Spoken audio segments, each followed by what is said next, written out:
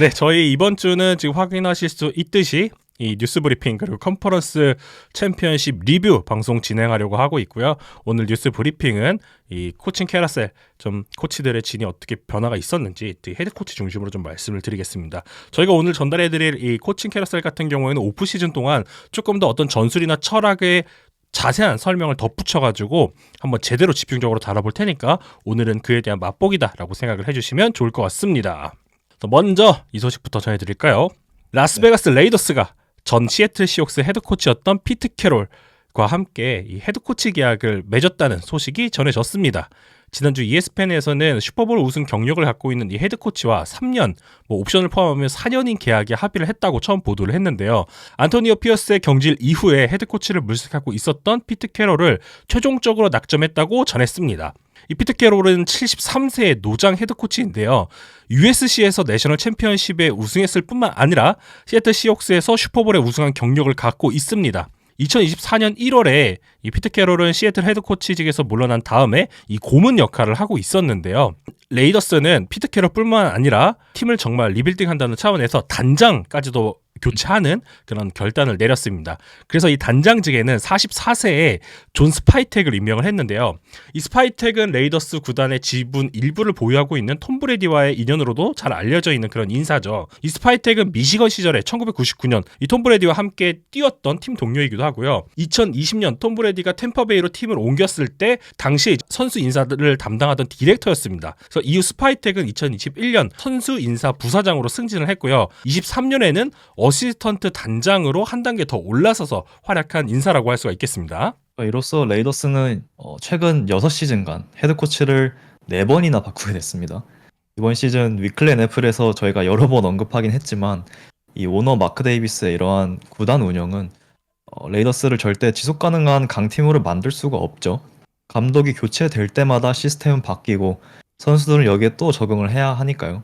이런 식으로 레이더스의 수많은 탤런트들이 지금까지 낭비되어 왔는데 아마 피트 캐롤을 선임하면서 진짜 마지막 이제 더 이상 해고 안 해.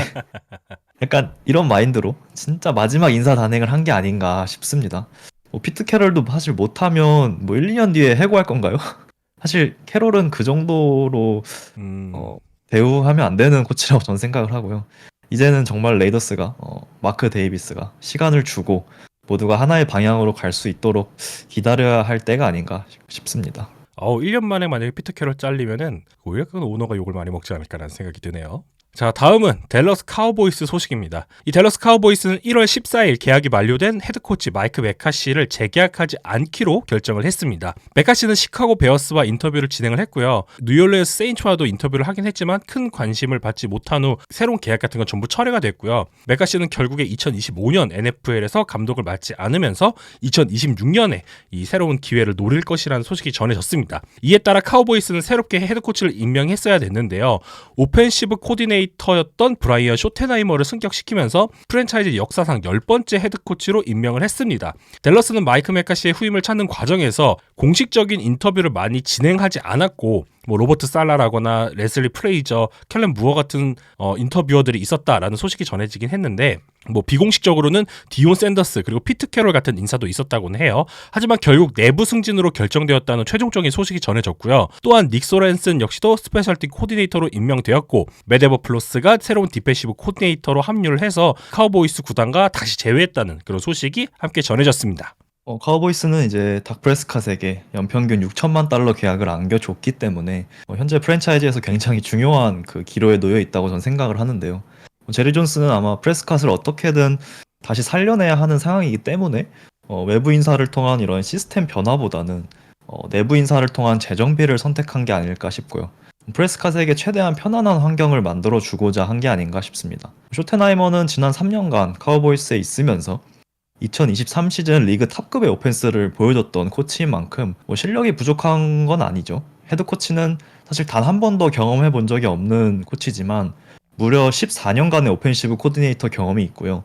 그간 제프 피셔, 렉스 라이언, 피트 캐롤, 마이크 메카시 나름 걸출한 헤드코치 밑에서 경험을 오랫동안 쌓아왔기 때문에 선임의 의도와 이런 선택, 재정비하고자 하는 선택 자체는 나쁘지 않다라고 판단됩니다. 다만 이제 이 쇼텐하이머가 헤드 코치로서 보여준 게 없기 때문에 현재로선 팬분들에게 좀 많은 우려를 사고 있는 것도 사실이고요. 이번 시즌 굉장히 중요한 상황인데 어떻게 풀어나갈지 한번 보겠습니다. 자, 잭슨빌 제기어스 소식인데요.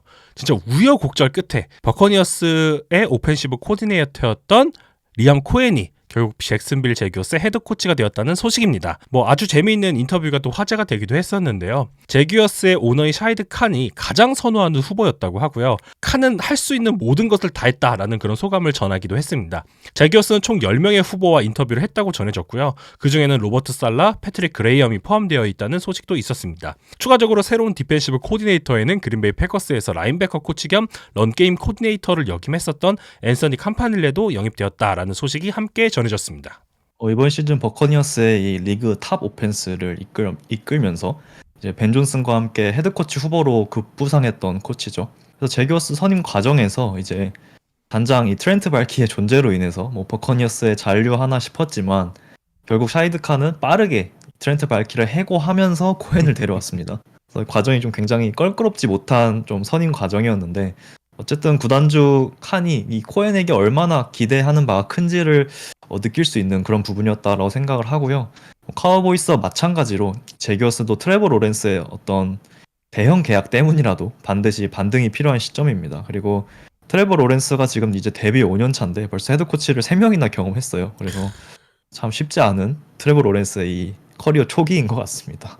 자, 다음은 뉴잉글랜드 패트리어츠 소식인데요. 패트리어츠 팬들 입장에서는 굉장히 반가운 소식이 여러 개 한꺼번에 들려온 그런 인사이지 않나라는 생각이 듭니다. 마이크 브레이블이 홈으로 돌아왔습니다. 선수로서 뉴잉글랜드 패트리어츠에서 3번의 슈퍼볼을 들러 올렸고요. 테네시에서 헤드코치를 역임했던 이 브레이블이 이번 시즌 패트리어츠의 헤드코치가 되었습니다. 브레이블은 테네시에서 2018 시즌부터 2023 시즌까지 6시즌 동안 헤드코치직을 수행을 했고요. 굉장히 색깔 있는 팀을 운영함으로써 팬들에게 굉장히 큰 인상을 남겼었죠. 더불어 조시 맥다니얼스 역시 패트리어츠로 다시 컴백을 했는데요. 이번에 다시 한 번 더 오펜시브 코디네이터를 담당하게 될 예정입니다. 이로써 맥다니얼스는 벌써 3번째 패트리어츠 오펜스 콜링을 담당하게 되었고요. 이전 차례 2임기 동안 매우 성공적으로 팀을 이끌었죠. 2007년 정규 시즌 전승 우승에 기여한 바가 있고요. 2012년 패치에 복귀해서 슈퍼볼 우승에 기여하기도 했습니다. 추가적으로 브레이블과 테네시에서 호흡을 맞춘 바 있는 테렐 윌리엄스는 이번에 새로운 디펜시브 코디네이터로 임명되었다는 소식도 함께 전해졌습니다.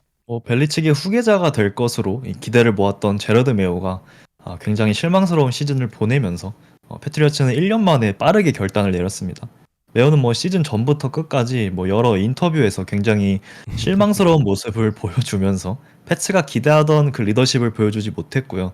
마이클 브레이블 선임은 벨리치기의 색깔을 지우기보단 벨리치기 만든 이 패트리어츠 웨이를 좀 이어가고자 하는 의지가 보이는 선임이 아닐까 싶습니다.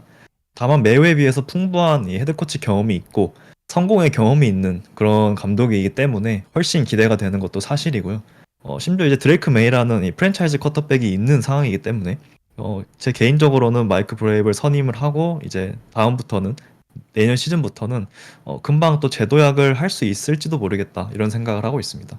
자, 다음은 뉴욕 제츠 소식입니다. 뉴욕 제츠는 헤드코치와 단장을 모두 교체하는 대대적인 변화를 시도를 했는데요. 디트로이트에서 성공적인 커리어를 보낸 에런 글렌을 헤드코치로 앉혔습니다.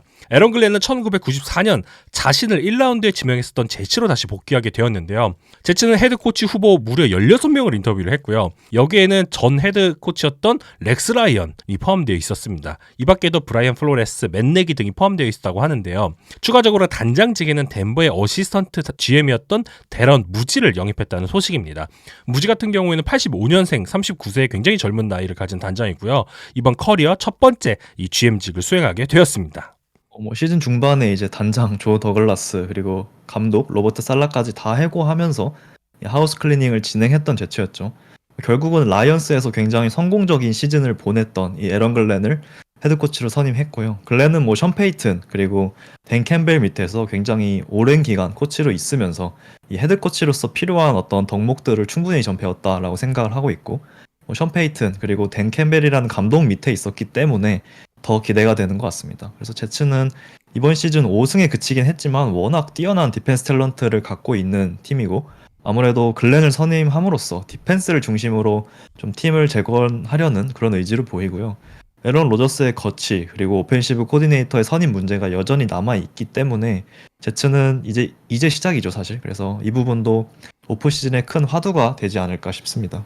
네, 잘 들었습니다. 그래서 저희가 이번 시간에 준비한 뉴스 브리핑은 여기까지고요.